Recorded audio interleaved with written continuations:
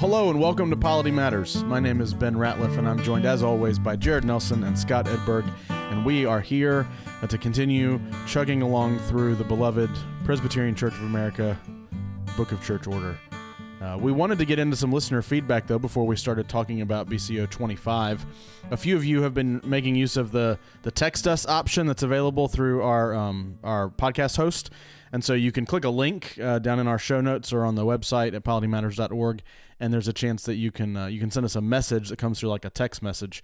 For what it's worth, we can't see your whole phone number, and we can't see your name or any information about you unless you tell us. So please let us know who you are when you write in, and we'd be happy to try to engage with you. There's a couple of things I thought would be helpful for all the listeners, guys. Let me see what y'all think about this. One individual out of Lincoln, Nebraska, wrote in about Johnny Gibson's volume by Thomas Witherow, I Will Build My Church, and said that he listened to our discussion through the Apostolic Church, and he says, I also read Witherow's other two writings in that book. My question for you was about the Sabbath. Are Witherow's views and reasoning on the Sabbath confessional?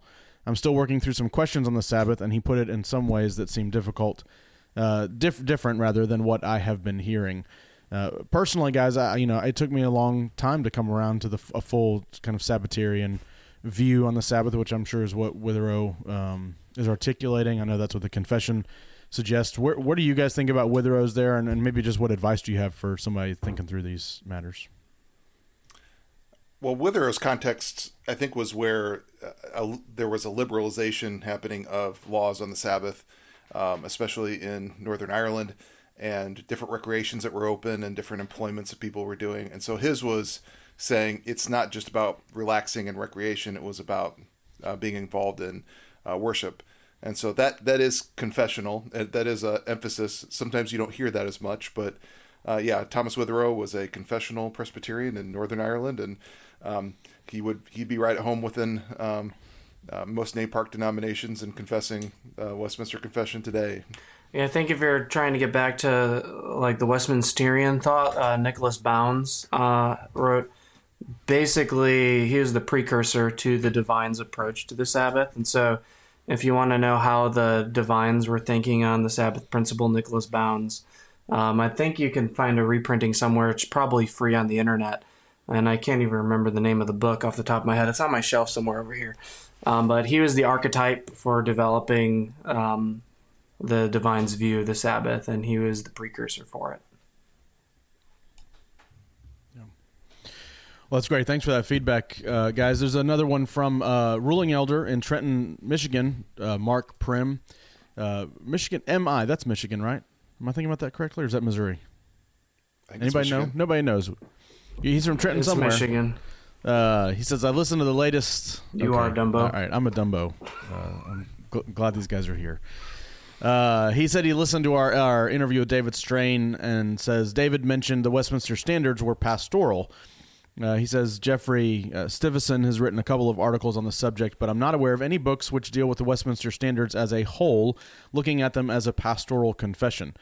He asked us, with our connection to David now that we've interviewed him, do we think we could ask if he's aware or maybe would consider writing a commentary on the standards focusing on the pastoral nature, maybe a resource for ruling elders who may be able to read and somewhat understand the scriptures, the standards, but don't see how to apply them pastorally when shepherding. I'm not feeling so bold as to ask David to write a book, but if he listens to Polity Matters, I suppose this is the ask now, which I sort of doubt, but we'll see. What I wanted to ask you guys, though, in this vein, what are your preferred commentaries on the standards that might even kind of angle towards this pastoral notion that David alluded to and that Mark is asking? Well, there is a devotional out there for the shorter catechism that's called Glorifying and Enjoying God. I believe it's published by Reformation Heritage Books, and so it's 52 devotions that go through the shorter catechism, and it highlights the devotional aspect there, but also, perhaps, I think Chad Van Dixhoorn's book is really good on the confession. I've enjoyed that. I don't find that to be too deep. I find it to be personally enriching as I've read through that. I've had my officers read through that. But I think those two books are some of my favorites on the subject.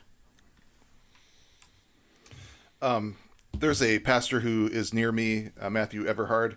he wrote a book that turned the confession into a series of devotionals. And so it's a commentary that is specifically looking at the devotional aspect of the confession. So I would look up Matthew Eberhard on that. Or if you're looking through the shorter catechism, I love Thomas Watson's Body of Divinity. And it's not as one volume anymore. They'll break that up and put the Lord's Prayer and the 10th Commandment. You get all of those. You basically have his commentary on the shorter catechism.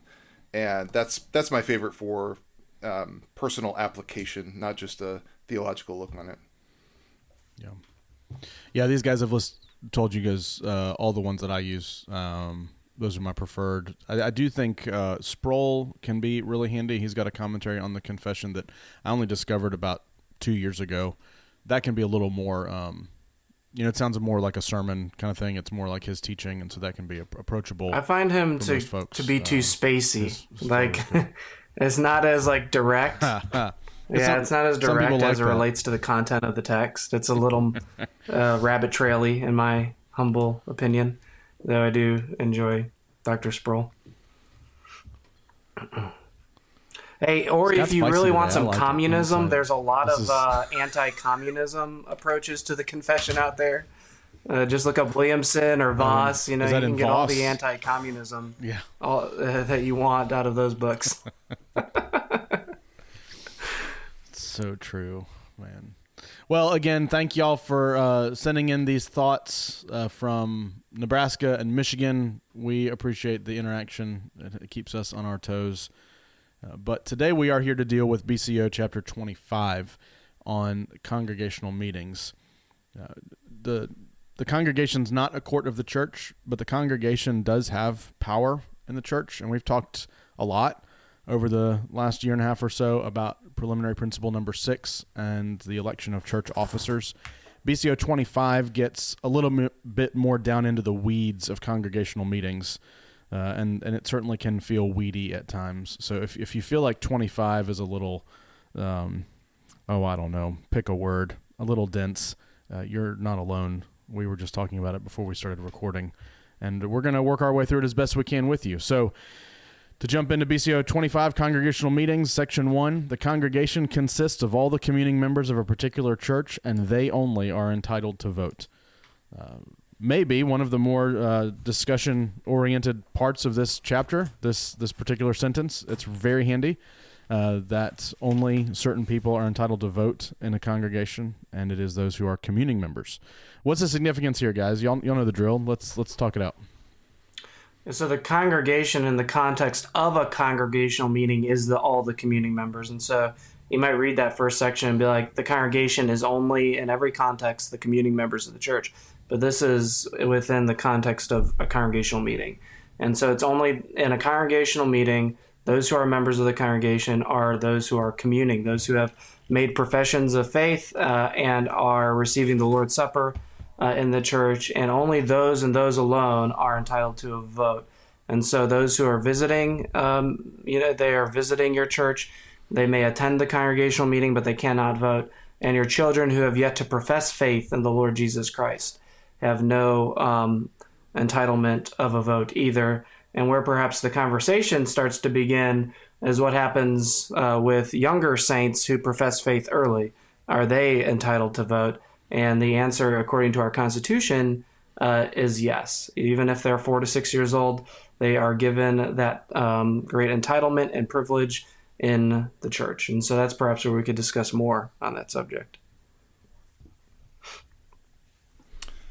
Yeah, this is one of the reasons why it would be very difficult to just start practicing paedo communion in a PCA church, is because now you have to figure out how to let infants vote. The rules here, or the way that it's defined, is that all of the privileges of membership are given to a communicant member, which include voting for officers, voting in a congregational meeting. And so if you are a communicant member, you can vote. There's been efforts to ask if a church can narrow that down, given age, like 18 or something like that. Those have been rebuffed every time. I'm sure there are some churches out there that maybe do this and don't realize they're violating the Constitution. It's been attempted to be revised, at least by the 25th GA. There was an effort to allow churches to set a minimum age for voting, but those have not succeeded. There may be more in the future, but this is one of those places where you might have to have an amendment. There's several places in our BCO if you were wanting to restrict voting for communicant members. And I think there might be one at the next assembly. If I've seen a few rough drafts of some amendments, and I think there's going to be another whack at it 25 or so years later to see if we can change that precedent. I have my doubts, but we will see. Well, 25.2 begins to lay out what a meeting looks like. And so I'm just trying to look at this, how we're going to read it. I'm going to read a little bit of this. I'm not going to read all the numbers here in these subsections. You guys can refer to them online or in your own copies of the book, and we will try to address some of this stuff. So let's look at 25.2. Whenever it may seem for the best interest of the church that a congregational meeting should be held, the session shall call such meeting and give public notice of at least 1 week. No business shall be transacted at such meeting except what is stated in the notice. The session shall always call a congregational meeting when requested in writing to do so, and there's 5 options here. There's 1/4, depending on your numbers, 1/5, 1/6, 1/7, or 100 communing members out of a certain size congregation. Upon such a proper request, depending on the size of your church, if the session cannot act, fails to act, or refuses to act, to call such a congregational meeting within 30 days from the receipt of such a request, then any member or members in good standing may file a complaint in accordance with the provisions of BCO 43. So there's several reasons a session might call a congregational meeting. We've talked about several of these things. So you might call a congregational meeting to elect officers, which has a different notification requirement. You might call a congregational meeting to elect a pastor. You might have a congregational meeting for informational purposes where you want to, a lot of churches will present the budget that's been approved by the session for the year. If there are other things going on in the life of the church that need to be notified in a formal manner, there are congregational meetings that can be called for these purposes. And so the session might have several reasons, but there might arise a situation where a congregation might want to call a meeting or ask the session to call a meeting for a particular purpose, and so these provisions are made here. Guys, do you have any experience in a congregation requesting and writing a congregational meeting for a particular purpose? I've never even heard of it. This section's in the BCO because it's just for new guys that are seeking licensure and ordination. They want you to memorize all these random fractions with the numbers that go with it, but you will never actually use these. Yeah, right. You will only need to memorize them for your BCO exam. Oh, that's funny. Well, it is good to know within this section, the session can call a congregational meeting, or the congregation can direct the session to call a congregational meeting. And I think it's part of the theme throughout our BCO that the rights of the congregation are to be protected. I could imagine this would happen if the session just never wants to elect anybody new, and finally the congregation is like, we need to have a few other elders that are in there. It's been 10 years or something. I can see where that would happen. The numbers are interesting, just of what the percentage would be. I just think of that last one of 100 for a church over 700 members to be the quorum. I just remember going to Park Cities Presbyterian once and knowing that they were like 4,000 or 5,000 people at one point. I mean, it's like a 2% quorum. that's pretty low, but it gets more difficult once you have a large. It's also church. funny that 1/4 of 299 is greater than 1/5 of 300, and so it's actually harder for a congregation of 299 to call a meeting than a congregation of 300. But no one actually thinks hard about those numbers. Only me. No hard thinking. We don't want to think about anything. No, not at all. So these are actually, those were not, what we just read were not quorums of congregational meetings. Those were what's required for a congregational meeting to be called if that many people request it. We're about to get into quorums in 26.3. 25. We're in 25. 25.3. The quorum of the congregational meeting shall consist 1/4 of the resident communing members if the church has not more than 100 such members, and of 1/6 of the resident communing members of a church has not more than 100 such members. So I think that's what you were just referring to, Scott, right? were those numbers? No, in both of these. Yeah. In both of these sections, that's true. Yeah. So could be a little higher. I can't recall. When quorums for sessions are described back in chapter 12, there's certain requirements, but we can raise the requirements. You just can't go lower than the requirements. Is that, I would imagine, where a church could do that with their congregational quorums. I don't believe there's a note to that effect. Mm-hmm. But as in your example, Jared, Park cities could raise their quorum if they decided to. Yeah. What's important in this Well, no, for a 6 is much more than just 100 members, though. So it's just if 100 members in the church wanted to call a congregational meeting, they're forcing 5,000 to come to it. This just what I was pointing out earlier. This one is, this is important to know, that you need to have a quorum in order to do business. The very first things you should do in the congregational meeting are to elect a clerk and to count your quorum to make sure that you don't have to do a whole bunch of work that at the end you're like, whoops, we don't have quorum. It's typically easy to get a quorum for the most part, but it's perhaps important to note that there's something added to communing members in 25-3, and it's the word resident. It's important to know that because you don't count non-resident communing members against the quorum.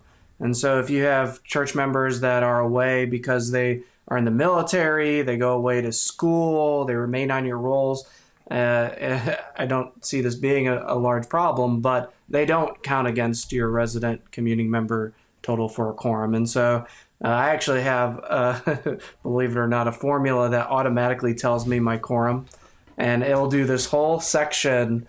It'll calculate everything according to this section. If we have over 100 members, it will do that formula. If we have under, it'll do a different formula. But there is a formula out there to automatically tell you if you have the right amount. You want to put which that? We always have, So when we start a Patreon page, we can buy some of those. For 75 cents, you can add the quorum calculator to your basket. It'll be in our digital downloads section of our store. Never worry again. Oh, man. By the way, I don't think we've said it out loud on the show. Saying store and joking about this makes me think. We do have a Sticker Mule storefront if anybody wants to go buy some very random T-shirts and some buttons and stickers. There's an option there. There's weird... Is that a shameless plug for our own show that you're doing here? Yeah, I mean, how else are we supposed to, make this thing happen if we don't get a little support once in a while? Some of y'all have bought T-shirts. I'm waiting to see them in the wild. I'm sure there's nobody around here wearing all two of you Polity Matters shirt. Yeah. Our wives. It was actually me. I bought both those T-shirts. I did the orange one, and it is very orange. It's very orange. Let's keep going. Still talking about the actual meetings themselves. 25.4 and 25.5 deal with the moderator and the clerk. So 25.4, the pastor shall be the moderator of congregational meetings by virtue of his office. If it should be impracticable or inexpedient for him to preside, or if there is no pastor, the session shall appoint one of their number to call the meeting to order and to preside until the congregation shall elect their presiding officer, who may be a minister or ruling elder of the PCA or any male member of that particular church. So you have to have somebody run the meeting, and it's the pastor unless there's not a pastor or it doesn't work, and then it can really be any man that's a member of the church or some other officer connected to the PCA. Sometimes meetings can get a little hairy, and so you need somebody that knows how to moderate. I don't know. I haven't seen a lot of hairy congregational meetings before. They're usually pretty straightforward, like voting on a matter that's been discussed at length already. But there it is. I don't know if there's much more to say. We've talked about moderators a lot with all the different courts and things. Listeners out there can add this to their dream journal. One day maybe they could be a moderator of a congregational meeting. 25.5, a clerk shall be elected by the congregation to serve at that meeting for a definite period, whose duty shall be to keep correct minutes of the proceedings and of all business transacted and to preserve these minutes in a permanent form after they've been attested by the moderator and the clerk of the meeting. He shall also send a copy of these minutes to the session of the church. Now, note it doesn't say what office this person has to hold. We actually were doing officer training, and had this be part of his officer training was he got to be the clerk for the congregational meeting. So it can be a fun hazing as well. It also doesn't say who approves the minutes of a congregational meeting. And so I know that it has been the practice of some congregations that the congregation itself approves the meetings according to their bylaws, but in others it's the session. What's your practice? Does the congregation approve the minutes of your meetings, or does the session do that? Or does anyone do that? We used to approve the minutes at the next congregational meeting, which meant like in 1 year. And our presbytery is like, stop that. So then we started approving the minutes at the end of the meeting, and the congregation would approve the minutes. Yeah, I think that's the best practice. Have the congregation approve it. You just read it. You just read them back. Yeah, not a big deal. I've almost always seen the session clerk play the role of clerk for the congregational meeting. I don't know if I've ever seen anybody else do that. Yeah, that's typically it's just easy enough. Yeah. Easy custom, unless you're hazing people. Right. Yeah. Yes. Oh boy. Okay. So that's the way a meeting runs. Now there's some more granular things. Some more. Well, I'll just say up front, this is where I start to lose it a little bit. I'm going to rely on commentaries here when we get down a little further, and Scott and Jared especially about these details. But 25:6. A particular church, which is not incorporated, desiring to elect trustees, may select from among its membership trustees or officers of like nature, who shall have the power and authority, A, to buy, sell, or mortgage property for the church, B, to accept and execute deeds as such trustees, C, to hold and defend titles to the same, and D, to manage any permanent special funds entrusted to them for the furtherance of the purposes of the church. In fulfillment of their duties, such trustees shall be subject always to the authority, and shall act solely under the instructions of the congregation which they serve as trustees. The powers or duties of such trustees must not infringe upon the powers or duties of the session or the board of deacons. Such trustees shall be elected in regularly constituted congregational meetings. So, an not incorporated church, there are trustees that can be elected to do these things. And now I'm looking longingly into my computer screen at Scott, hoping that he has some more details here. You were at the clerk's conference or retreat or vacation or whatever y'all were doing not long ago, where they gave out hard copy books of the BCO. What have they taught you about incorporation? Or unincorporated. Well, we actually did talk about this at the clerks. I don't know if I have a comment on this like actual passage within the BCO, but when dealing about incorporation and your tax statuses are separate things. But one thing that they did teach us is that our corporation bylaws are different from the corporation standing rules, and that the bylaws of a congregation deal with the civil side of the congregation, whereas the standing rules are the ecclesiastical, how the congregation will run. And so presbyteries and churches, here's your warning from the clerk's office. Maybe they'll give me a nice pat on the head for conveying this to y'all. But presbyteries and churches should have their bylaws separate from their procedures as a congregation, because the bylaws only function in the civil law and then the civil realm, whereas the standing rules are ecclesiastical procedures. And so sometimes we have dealt with bylaws and standing rules as the same thing, that they're just a synonym, like you just have one or the other, but actually they are meant to be two separate documents. Bylaws not dealing with any church-related thing outside of corporation, and standing rules dealing with the procedures of the presbytery itself or church. So that's my comment. That's everything I know about whatever you want to talk about in this section. Is that you're probably doing it wrong, and you need to separate those documents. You may have just covered all of the rest of the chapter for us. I don't know. Well, Smith, he begins this section just by saying, in order to meet the requirements of civil authorities, it may be necessary to have trustees. This is probably the entire question of corporation is, what does your state require for holding property, holding real estate, things like that. That's probably where this is going to come in. And you probably just need to have somebody in your congregation that is a real estate agent or is involved in civil law that can tell you, wait, is it the same here in Mississippi as it is in Pennsylvania, as it is in Illinois? So, well, only because I've gotten comments from supporters of our show that they didn't get their money's worth when I skipped a section in a previous episode. We're going to cruise through and read these. I'm just going to, I've got it in the back of my head. There's got to be something underlying a lot of this related to property as it came up in our formation, disconnecting from the PCUSA. So maybe that's in there somewhere. Maybe we'll circle back around to that. 25.7. If a particular church is incorporated, the provisions of its charter and bylaws must always be in accordance with the Constitution of the PCA. All the communing members on the roll of that church shall be members of the corporation.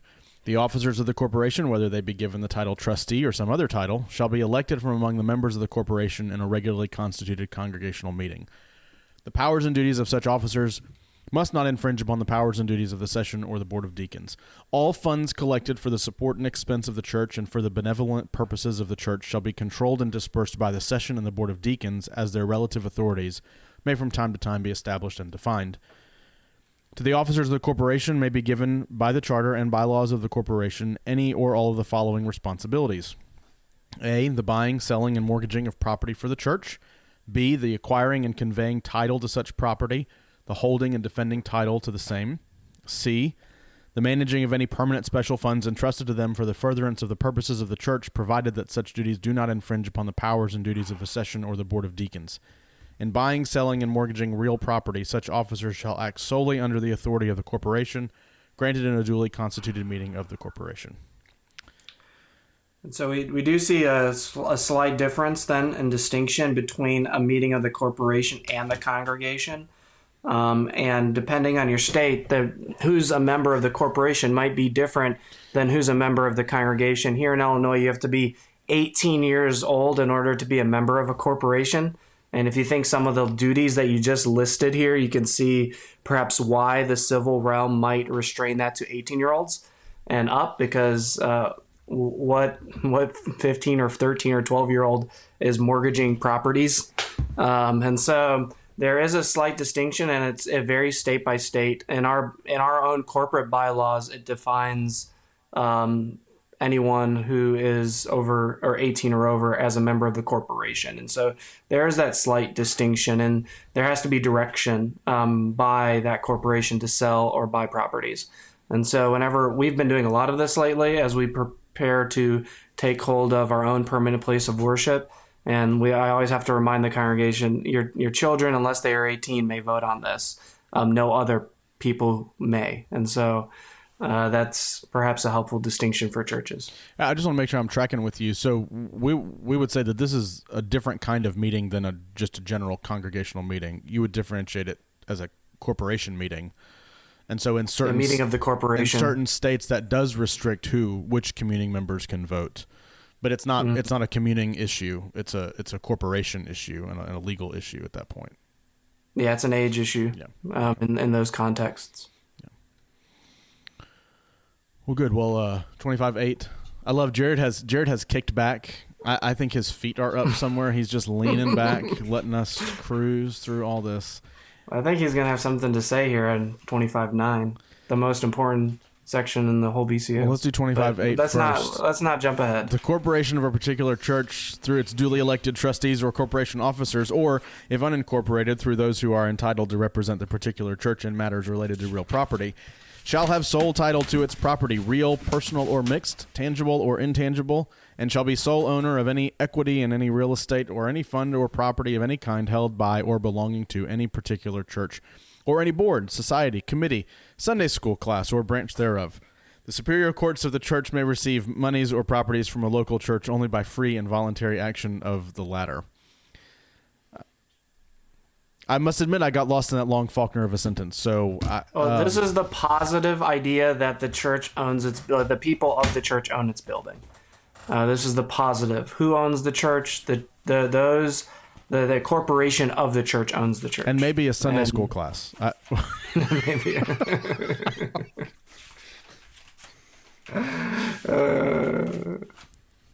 You could put up like the placards for each Sunday school class of who owns it. Stained glass windows. The Edberg family. So that's the positive statement. I'm assuming your reference is contrasting with 25:9, which reads, all particular churches shall be entitled to hold, own, and enjoy their own local properties without any right of reversion whatsoever to any presbytery, general assembly, or any other courts hereafter created, trustees, or other officers of such courts. The Presbyterian GA don't own your assets. Congregation owns the property. Yeah, whatever Jared said. Just delete what I said. Unless, of course, you dissolve your church and don't do anything with the property after a while. Then the Presbyterian may step in and say, hey, there's just a church building sitting here. I think that's ours now. But that's not the default. The default is the church owns their property. We just informed a church that was dissolving that they need to do something with their property, either give it to the presbytery or take care of it themselves if they're going to donate it, or sell the property and donate the money to the church or to charity or whatever. Yeah, we have a church also dissolving in Ileana, and we had a temporary session overseeing them in that regard. And one of the main questions they asked is, what do you want to do with the assets? What is your preference? We'll defer to you. We'll give however you want to cut the assets up. Let us know so that we can distribute the funds. And so I think that's a good policy to have. Yeah. It's their money. They've Yes, presbyteries don't dissolve a church and try to take the funds without the congregation knowing it. This may or may not have happened before in the past, but shouldn't happen in the future. Don't seize assets. If you had a good speech, you might read 25:10, which... The provisions of this BCO 25 are to be construed as a solemn covenant whereby the church as a whole promises never to attempt to secure possession of the property of any congregation against its will, whether or not such congregation remains within or chooses to withdraw from this body. All officers and courts of the church are hereby prohibited from making any such attempt. Is this rooted in any history of our denomination? I mean, is there anything that this is referring to? What I love... Well, yeah, read the history of the OPC, and this was a big part of why they stayed small. The denomination in the north was trying to take the property of anybody trying to get out. And there were some problems in certain presbyteries in the PCUS as the BCA was founded, and they wanted this never to be the case again, and so wrote it into our standards to know that the local congregation not once, not twice, but 3 times in subsequent paragraphs do they say that the church owns the property. And each statement after is even more stringent than the one before. I mean, that 25:10 it leaves you no doubt that the regional body has no authority over your assets as a local congregation. Yeah. And if folks are paying attention to what's going on in other denominations right now, we've the Methodist Church, for instance, with the big split that's gone on lately, one of the issues at play is what happens to church buildings if they choose not to stay in the denomination.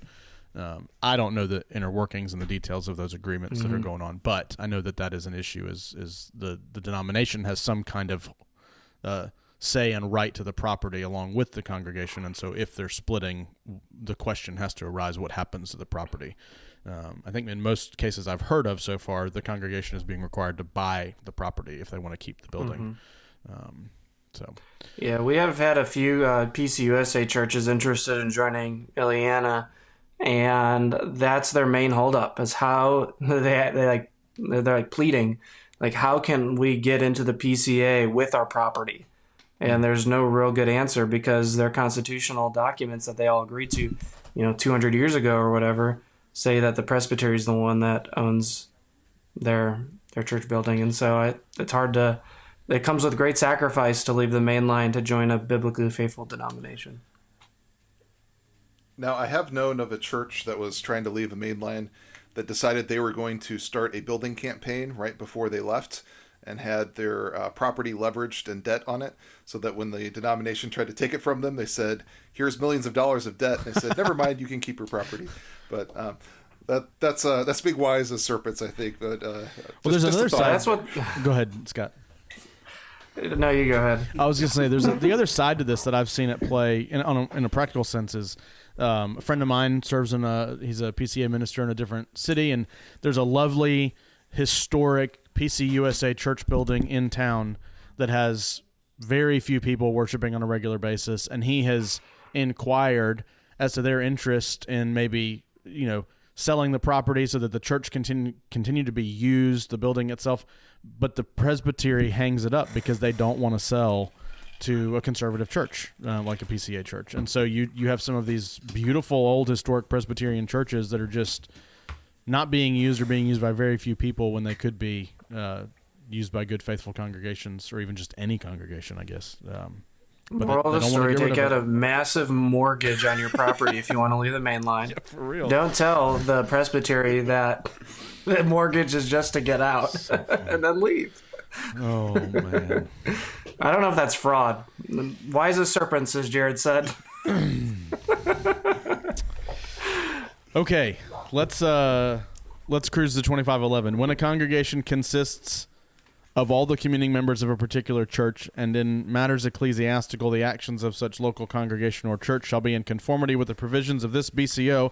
Nevertheless, in matters pertaining to the subject matters referred to in this BCO 25, including specifically the right to affiliate with or become a member of this body or a presbytery hereof, and the right to withdraw from or to sever any affiliation of connection with this body or any presbytery hereof, action may be taken by such local congregation or local church in accordance with the civil laws applicable to such local congregation or local church, and as long as such action is taken in compliance with such applicable civil laws, then such shall be the action of the local congregation or local church.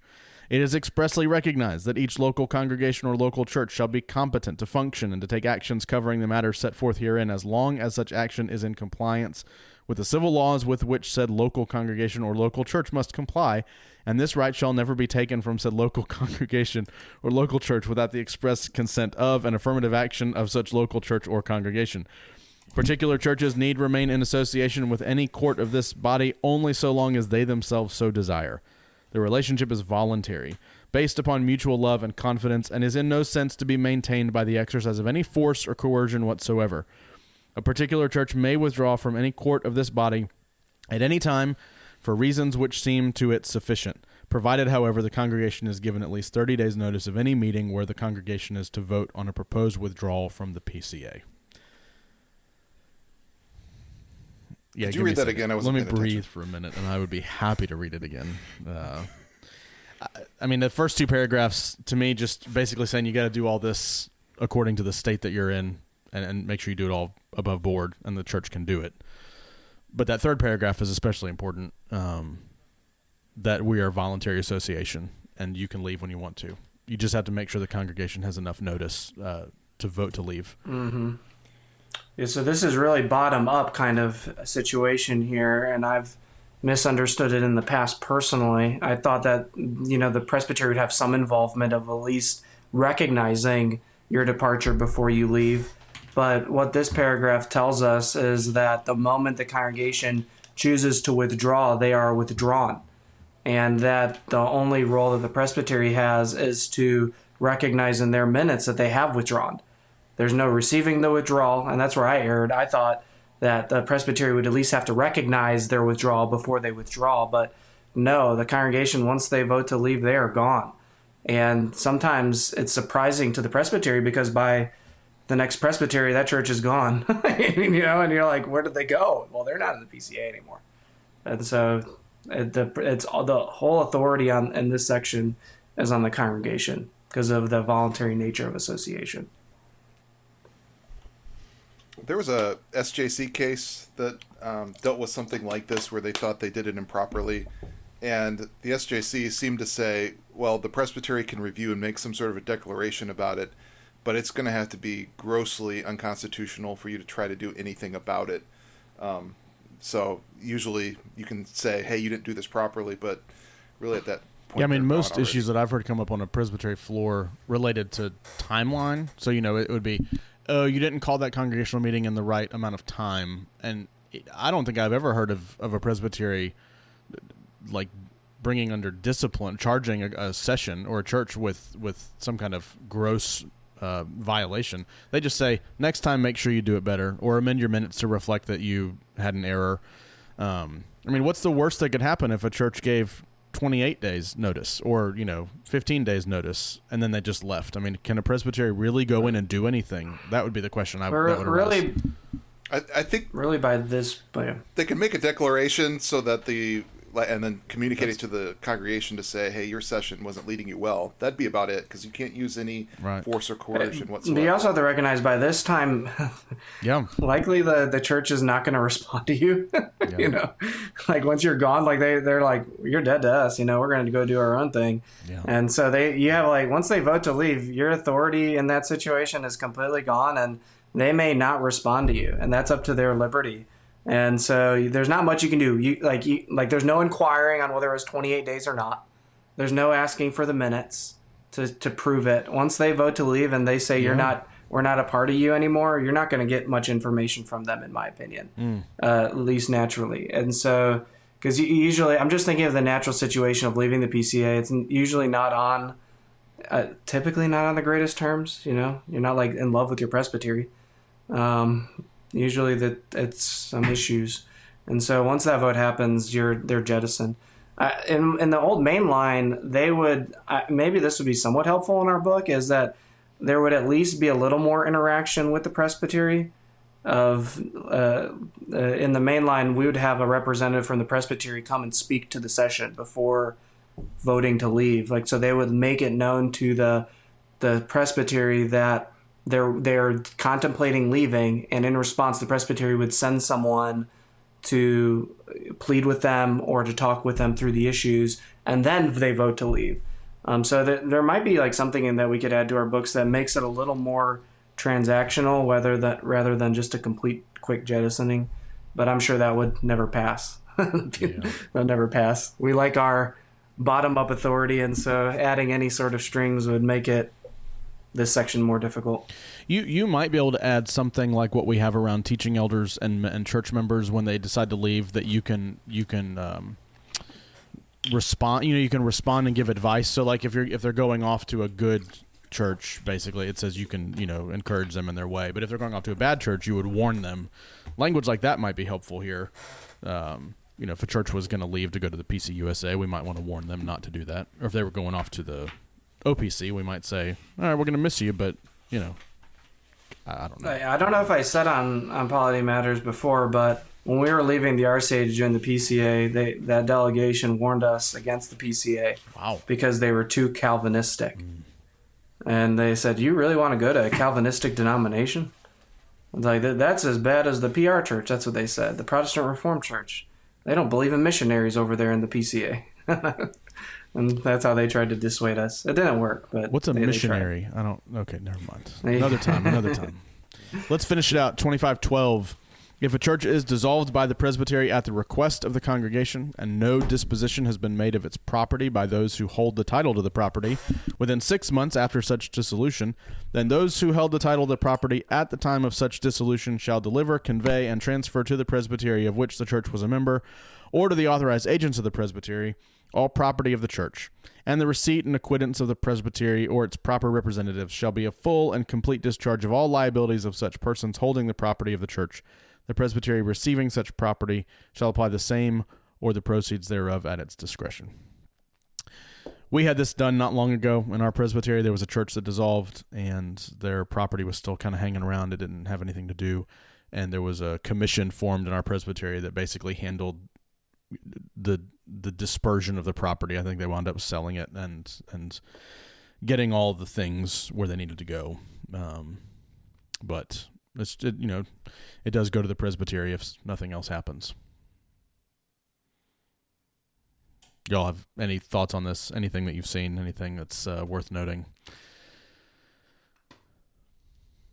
Well, don't seize the assets of the church. Just don't do it. Don't do it. I have nothing to add. I mean, we're done. That's the way we're going to end it. This podcast is over. I said it this time. Thanks for joining us. Be sure to come back next time when we discuss not congregational meetings. That was this time when we discuss the amending of the Constitution in BCO 26. If you're interested in learning more about what we have talked about, please check out the show notes. You can go see a couple of links there for some things we discussed early on at the top. You can see those at politymatters.org as well. If you've enjoyed the show, consider following us on social media, subscribing to us in your podcast app of choice, supporting us on Buy Me a Coffee. You You can find all those links down below as well. If you have questions or comments, there's a way to text us and send us a message. You can email us at politymattersfeedback@gmail.com, and we're always encouraged by the interactions we have with you all. Thanks again for spending your time with us. Until next time, say goodbye, gentlemen. Goodbye. Y'all take care.